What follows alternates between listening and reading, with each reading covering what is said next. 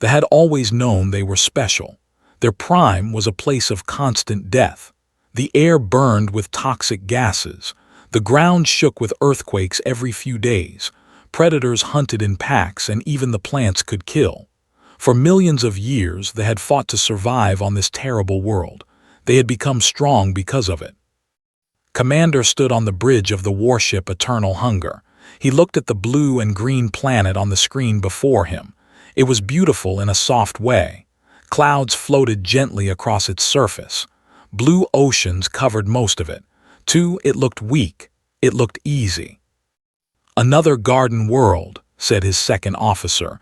She clicked her mandibles together in amusement. "The creatures there will fall quickly." Nodded his massive head. There were large beings standing 3 meters tall.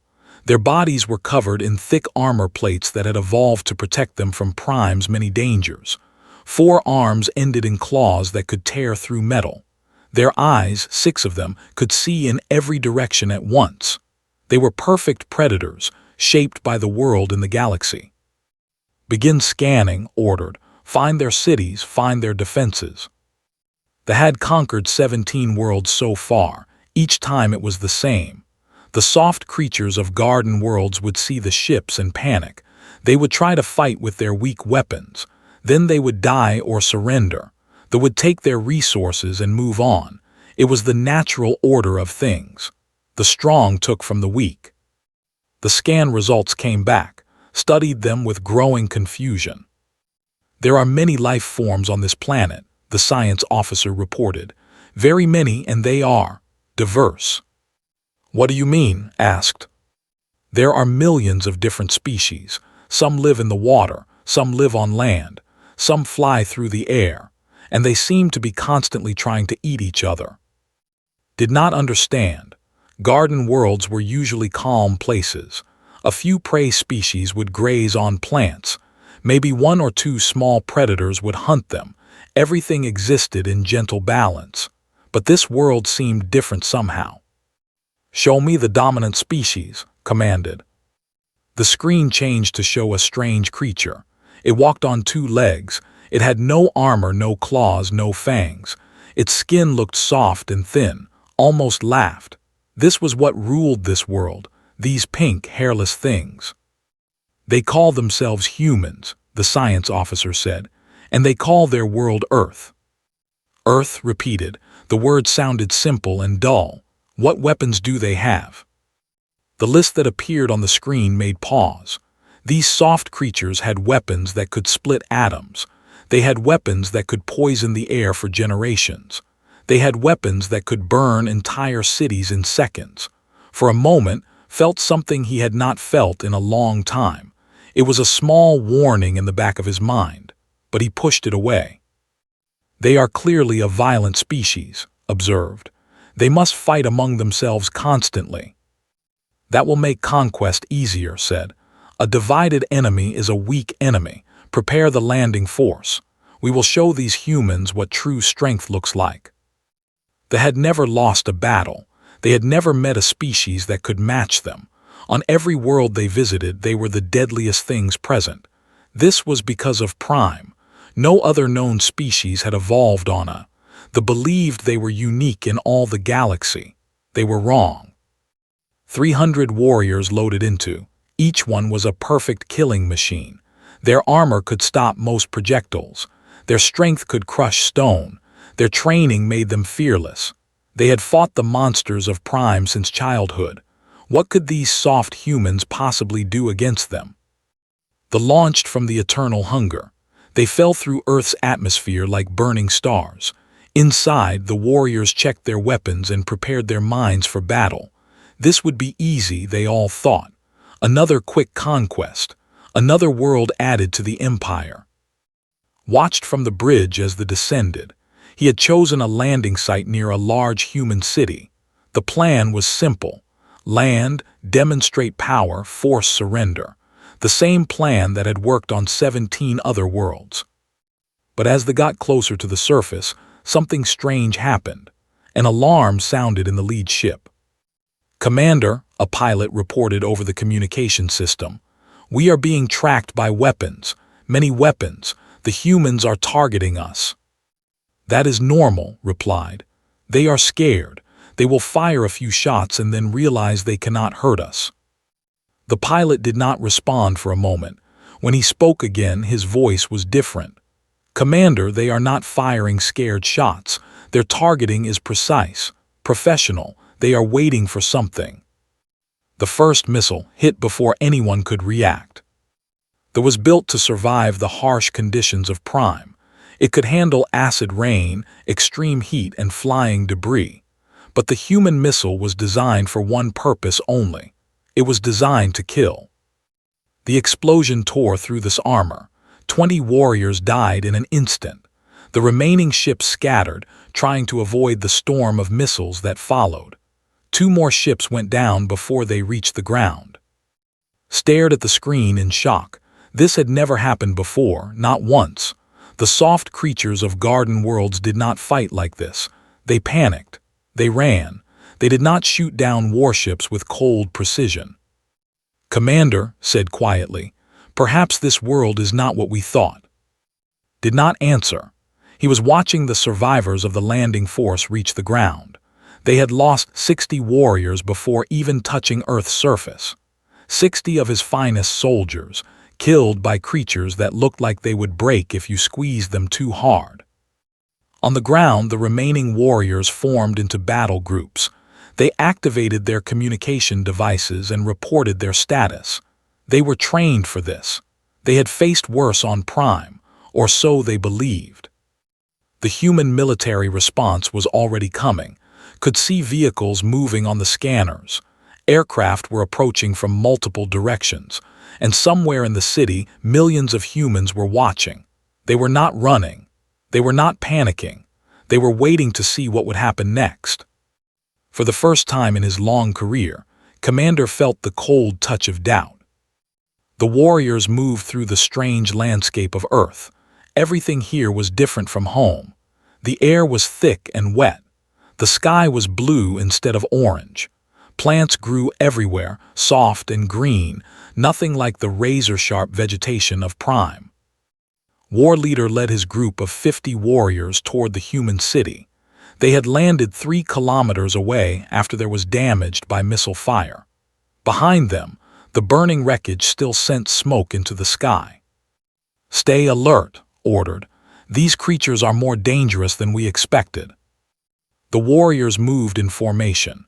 Their heavy feet crushed the soft grass beneath them. Their weapons hummed with deadly energy.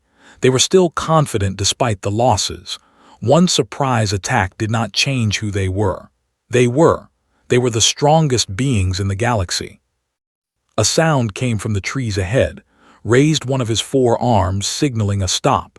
His 6 eyes scanned the shadows. Something was there. Something was watching them.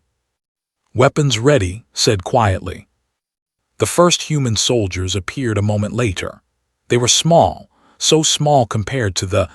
They wore green and brown clothing that helped them blend with the plants. They carried weapons that looked primitive compared to technology. Almost laughed. There were maybe 30 of them. 30 soft little creatures against 50 warriors. This would be over quickly. The humans opened fire. The sound was different from what expected. Instead of single shots, the human weapons released a constant stream of projectiles. Hundreds of metal pieces flew through the air every second. Most bounced off armor, but some found gaps. Some hit joints and weak points. 2 warriors fell, then 3 more. "Return fire," roared. The plasma weapons burned bright paths through the forest. Trees exploded into flame. The ground turned to glass where the beams hit, but the humans were not there anymore. They had moved. Could not understand it. The humans were fast, not as fast as, but they moved in ways that did not make sense. They would appear, fire their weapons, and vanish again. They worked together like a single organism. They communicated without words, using hand signals and sounds. More fell. The humans were targeting the same warriors repeatedly. They were finding the weak points in the armor and hitting them again and again. It was smart. Too smart.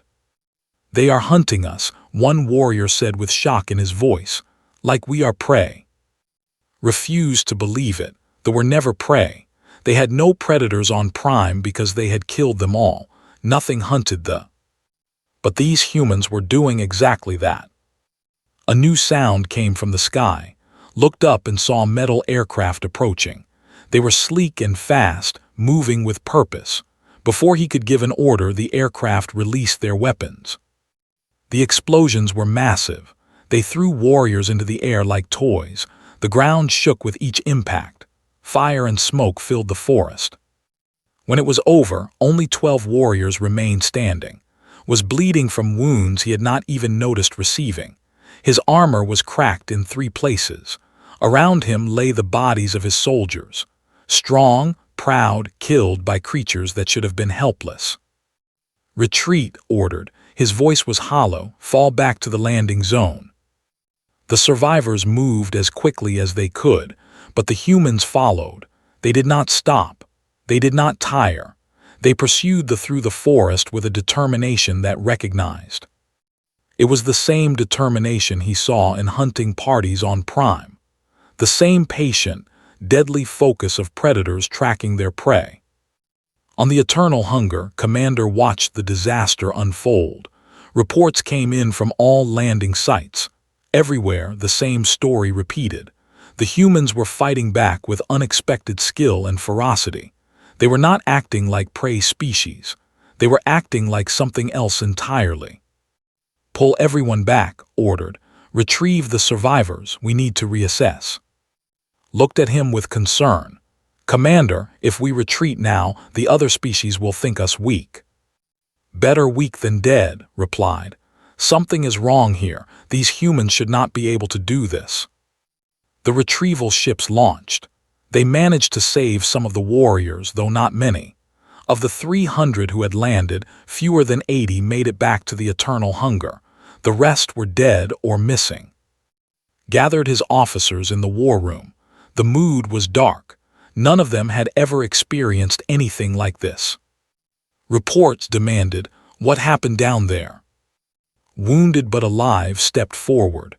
Commander, the humans are not like other species we have fought. They did not panic. They did not run. They organized and attacked us with precision. They knew where to hit us. They knew how to hurt us. How is that possible? Asked. We have never encountered this species before. They could not have studied our weaknesses. They figured it out, said. In the middle of battle, they adapted. They changed their tactics. They learned. The room was silent. Learning during battle was something they prided themselves on. It was a trait that had helped them survive Prime. To see it in another species was deeply disturbing. There is more, the science officer said. He brought up new data on the main screen. I have been studying this planet more carefully. I believe we made a serious error. What error? Demanded. The science officer took a deep breath. This planet, Earth, I do not think it is a garden world. Everyone stared at him. Explain, said. Look at the data. The science officer pointed to the screen. This planet has extreme weather systems. Massive storms, floods, droughts, and temperature changes. It has earthquakes, volcanic eruptions, and tsunamis. It has thousands of predator species, some of which hunt in groups. It has diseases and parasites that can kill in days. It has venomous creatures in every environment. The plants. Some of them are toxic. Some are carnivorous. Felt cold, you are saying? Yes, Commander, I believe Earth is perhaps not as harsh as Prime, but a nonetheless. And these humans, they did not evolve on a garden world. They evolved here, in this place of constant danger and death. The implications were staggering. They had believed they were unique. They had believed that no other species could survive. That belief had made them confident, arrogant, and now that arrogance had cost them dearly. If this is true, said slowly, then these humans are like us. Worse than us, said. They are smaller and weaker individually. That means they had to be smarter. They had to work together better. They had to develop more advanced tools and tactics just to survive. Looked at the image of Earth on the screen. That beautiful blue and green sphere suddenly seemed much more sinister. It was not a soft garden world. It was a killer, dressed in pretty colors. "What do we do now, Commander?" asked. Did not have an answer. For the first time in history, they had met their equals, maybe even their superiors. The easy conquest they had expected was now a distant dream. What lay ahead was something far more dangerous. War with another species. 3 days passed after the first battle. The eternal hunger remained in orbit above Earth, watching and waiting. Commander had ordered no more attacks. He needed time to understand what they were facing. The humans had been busy during those 3 days, watched as they moved military equipment into position. They gathered their forces near the landing sites. They sent signals into space, trying to communicate with the ship, ignored these signals. He was not ready to talk yet. "Commander," the science officer called from his station, "I have completed my analysis of the humans. You need to see this." Walked over and looked at the data. What he saw made his heart beat faster. "Their bodies are weak," the science officer explained. "Soft skin, no natural armor, no claws. A child could kill an adult human in direct combat, but they compensate in other ways."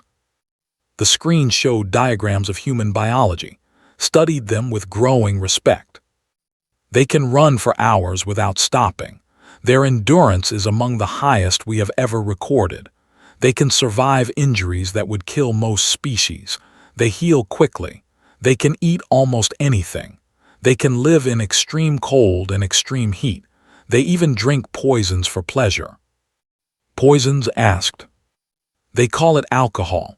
It damages their organs, but they consume it anyway, for fun." Did not know what to say. What kind of creature drank poison for entertainment? "There is more," the science officer continued. "They bond with other species. Predators, prey, it does not matter. They form emotional connections with creatures that should be their enemies. Some of these animals they call pets are capable of killing adult humans, yet they allow these animals to live in their homes." "That is insane," said. "Perhaps, or perhaps it is brilliant. By forming bonds with other predators, they gain allies. Their military even uses trained animals in combat." Thought about this. On Prime, every creature was an enemy. They had never considered working with other species. They killed everything that might threaten them, but the humans took a different approach. They turned potential enemies into friends. "What about their technology?" asked. The science officer brought up new images. "This is what concerns me most, Commander. Look at their weapons." The screen filled with pictures of human military equipment. Tanks that could crush stone, aircraft that flew faster than sound, ships that sailed underwater, missiles that could reach orbit, and those terrible nuclear weapons that could burn entire cities. "They have been fighting wars for their entire history," the science officer said. "They fight over land, resources, beliefs, even ideas. They have been perfecting the art of killing for thousands of years.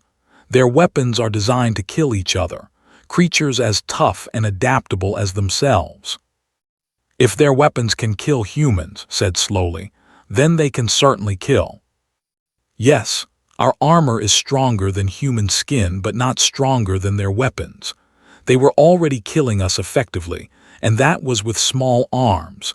If they bring their heavier weapons to bear—" He did not need to finish. Everyone understood. "Made a decision. We need more information. I want scouts on the surface. Small teams hidden. Watch the humans, learn their ways." "Commander," protested, "the humans will hunt them." "Then they must not be found. Choose your best warriors, those who know how to hide." Nodded and left to prepare. Over the next week, small teams of infiltrated Earth. They moved at night, staying away from human cities. They watched from forests and mountains, recording everything they saw. What they reported back changed everything. The humans were not just dangerous, they were strange, beautiful, terrible. One scout watched a group of humans climb a mountain for no reason other than to see the view from the top. They risked death for beauty. Another scout saw humans diving into freezing water to save a drowning animal. They risked their lives for a creature that was not even their own species. A third scout witnessed something that haunted him for the rest of his life. A human building had caught fire. The flames were intense, hot enough to melt metal, yet humans in special clothing ran inside anyway. They searched the burning building for survivors. Several of them died, but they kept going back again and again until everyone inside was saved. They sacrificed themselves for each other, the scout reported, without hesitation, without fear. Listen to these reports with a mixture of horror and admiration. The valued individual strength. The strongest warriors rose to command. The weak were left behind. But humans worked differently. They protected their weak. They valued every life. This made them vulnerable in some ways, but incredibly dangerous in others. A human army would fight to the last soldier. They would never abandon their wounded. They would keep coming no matter the cost because every loss made them more determined. Had seen this in the first battle. When warriors fell, the others became cautious. When humans fell, the others became angry. "Commander," said one day, "the humans are sending messages again. They want to negotiate." Had been avoiding this. He did not know what to say to these creatures. He had come to conquer them. Now he was not sure that was possible. "What are they saying?" he asked. "They want to know why we attacked. They want to understand our intentions. They say," paused, reading the translation, "they say they would prefer peace, but they are prepared for war." "Of course they are," muttered. "They are always prepared for war." He walked to the observation window and looked down at Earth. That deadly beautiful world, so similar to Prime in ways he had never imagined. The humans had crawled out of the same kind of hell that had forged They had faced predators and disasters and diseases. They had fought and struggled and survived, just like his own people. The difference was that humans had done it together. They had formed tribes and nations and alliances. They had shared knowledge and resources. They had built civilizations while they were still fighting each other for scraps of food. Realized something important. They had become strong by being the deadliest creatures on their world. They had no competition, so they never needed to cooperate beyond basic military units. But humans faced competition everywhere. They had to cooperate to survive. They had to become something more than just predators. They had become a society of predators, working together, sharing resources, protecting each other. And in doing so, they had become more dangerous than any single could ever be. Said finally, "Open a communication channel, it is time to talk." The negotiation happened on neutral ground, a small island in the middle of a vast ocean. The humans had suggested it and had agreed. Both sides brought soldiers, but weapons were not drawn. Commander descended from his shuttle with and at his side. The humans waited on the beach. There were 5 of them, small and fragile-looking compared to the massive. The leader of the human group stepped forward. She was a female named General Sarah. Her hair was gray and lines marked her face. She had seen many battles, could read that in her eyes. "Welcome to Earth," she said. Her voice was calm, not afraid. "I am General. I represent the United Earth Defense Coalition. I am commander of the Empire," tried to match her calm tone. "You fight well, better than we expected." A small smile crossed his face. "We have had a lot of practice." They sat at a table that the humans had prepared. Food and drinks were offered, though they could not eat human food. It was a gesture of hospitality. Appreciated it, even if he did not fully understand it. "Why did you attack us?" asked directly. "We had never met your species. We had done nothing to you." Considered his answer carefully. "The Empire expands. We take resources from other worlds to fuel our growth. Your world has many resources. So you wanted to conquer us?" "Yes." Nodded slowly. "And now, do you still want to conquer us?" This was the question had been asking himself for days. Did he still want to conquer Earth? Could he conquer Earth? The answer to both questions was no longer clear. "I have learned things about your people," said. "Things that change my thinking.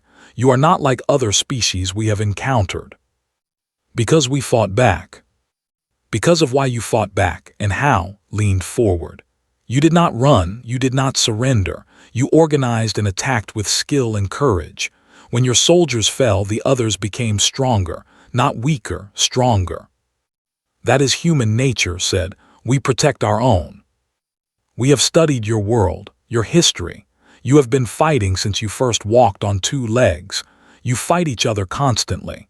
Your entire civilization is built on conflict. Also on cooperation," added. "We fight, yes, but we also build, we create, we explore, we dream." Did not fully understand this. They built only what they needed for war. They created only weapons and ships. They explored only to find new targets. Dreams were not something they considered valuable. "Your world," said, "it is a..."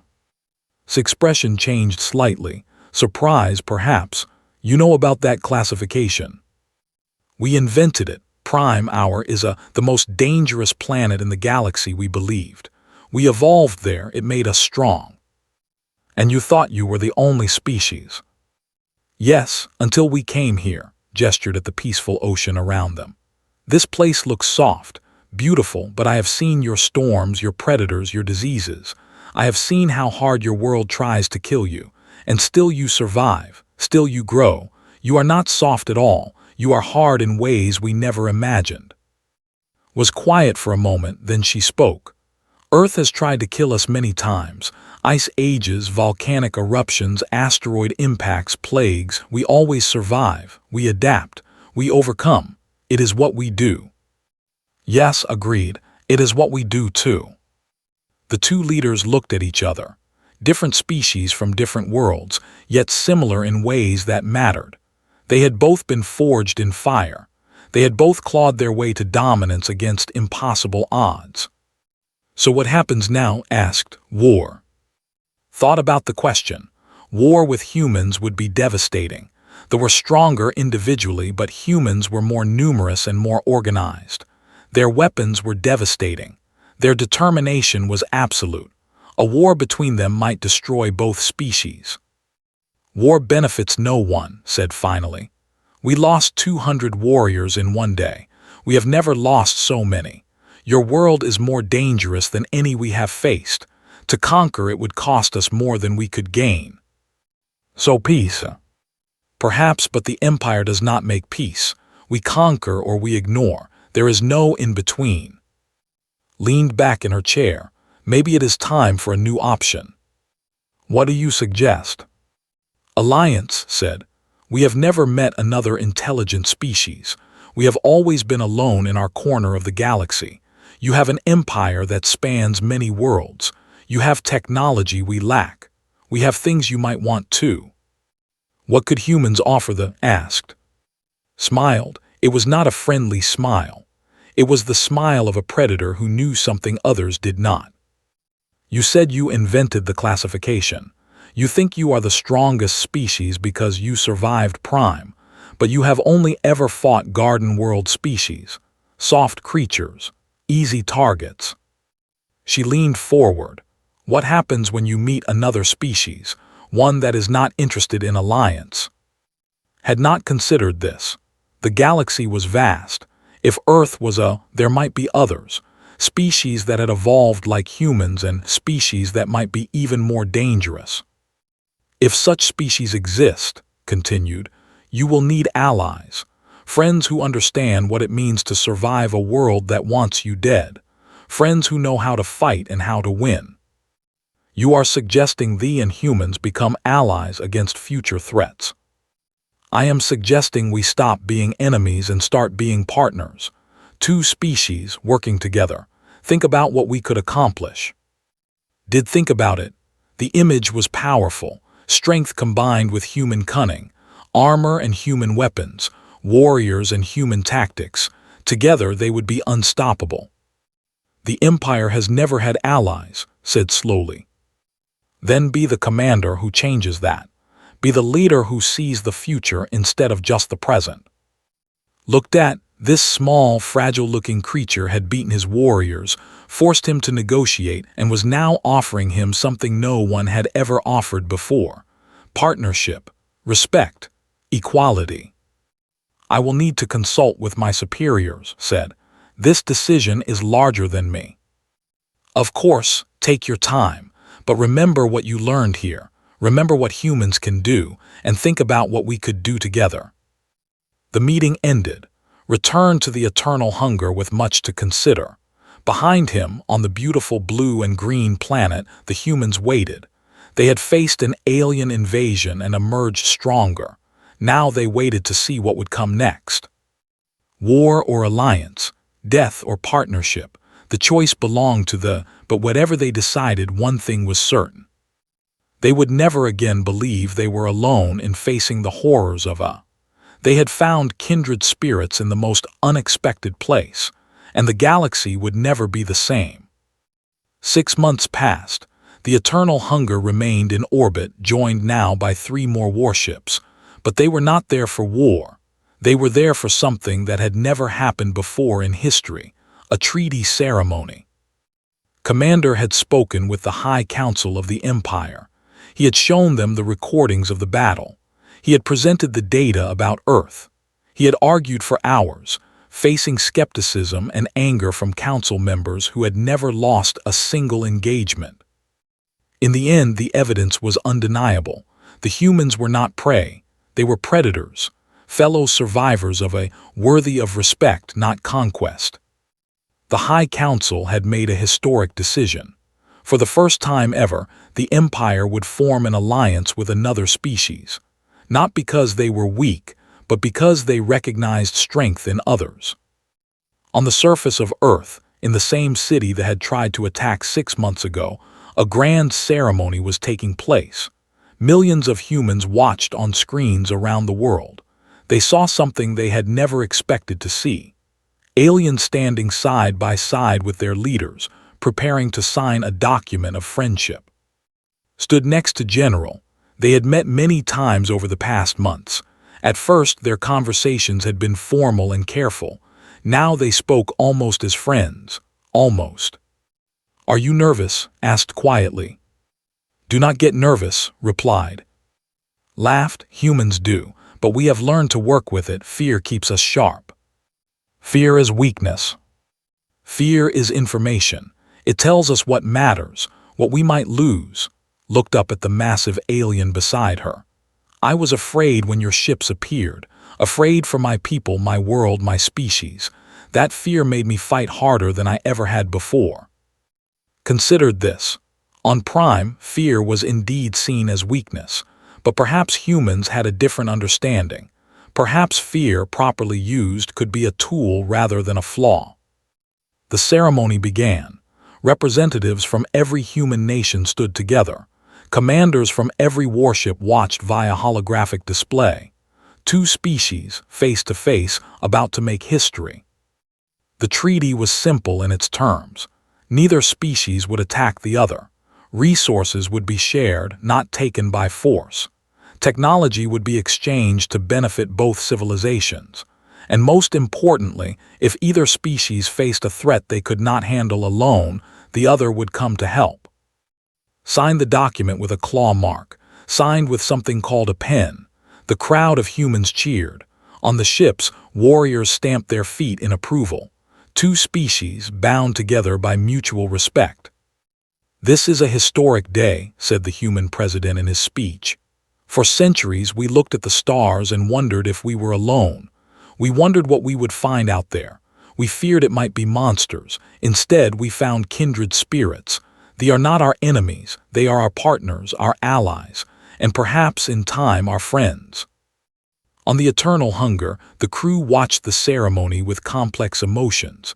Many of them had fought in that first battle. They had lost friends and brothers. It was strange to now call their enemies allies. But recovered from his wounds, saw it differently. "They beat us," he said to the warriors around him. "They beat us fairly and completely. There is no shame in allying with such a foe, only wisdom. The warriors nodded slowly. This was true. Honor demanded respect for those who proved themselves in battle. The humans had certainly done that. In the months that followed, the alliance grew stronger. Human scientists visited worlds and were amazed by what they found. Engineers came to Earth and were fascinated by human creativity. Ideas flowed between the species. New technologies emerged. New possibilities opened up.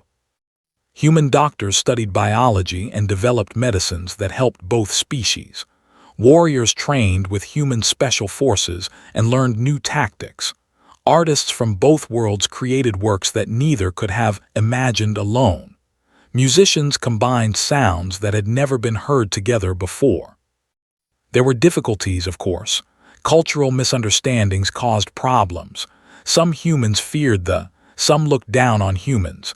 But slowly, carefully, bridges were built. Understanding grew. 1 year after first contact, something remarkable happened. An exploration ship discovered a new intelligent species on a distant world. They were aggressive and territorial. They attacked the ship without warning. For the first time, the alliance was tested. Warships moved to respond to the attack, but they did not go alone. Human ships went with them. 2 species, side by side, facing a new threat. The battle was short. The enemy species was powerful but not prepared for what they faced. Warriors stormed their positions while human aircraft provided cover. Strength broke their defenses while human tactics prevented their escape. Within days, the enemy had surrendered. The surrender terms were different from what either species would have demanded alone. They wanted to conquer. The humans wanted to negotiate. In the end, they compromised. The enemy species kept their world but agreed to stop attacking others. Trade was established. Communication began. "You have changed us," told after the battle. "Before humans, we only knew one way, conquer or ignore. Now we see other options." "And you have changed us," replied. "Before we thought we were alone. We were afraid of what we might find in the stars. Now we know that even in the darkness we can find allies." The years passed.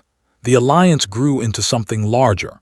Other species joined, attracted by the peace and prosperity that the partnership created. What had begun as 2 species recognizing each other became a coalition of worlds, a new power in the galaxy. Commander eventually retired from active service. He spent his final years on Earth, of all places.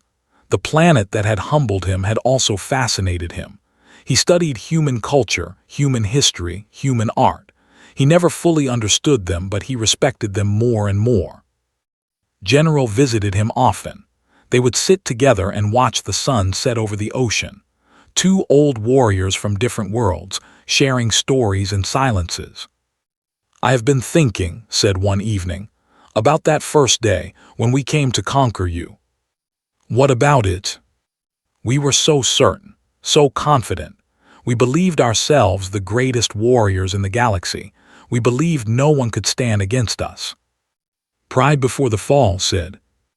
"Yes, but also ignorance. We did not know what we did not know. We had never met a species that had been forged like us, in fire and death and struggle." "And now?"